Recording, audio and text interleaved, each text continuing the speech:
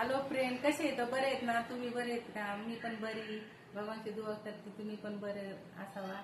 आणि आजकाल म्हणजे स्वतःच ध्यान ठेवायला स्वतःच लागत. आजकाल कुणाला टाइम नाही भेटत की आपलं ध्यान ठेवचं, बिमार पडलं हे पडलं.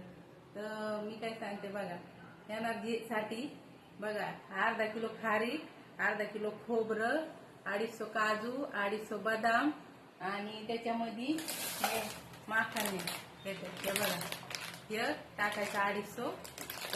ते मिक्सरमध्ये पिसून बारीक भुगा करायचा आणि ते सकाळी दुधासंग किती पण आपल्याला जेवढं सहन होईल तेवढं खायचं. आणि एकदम बेस्ट.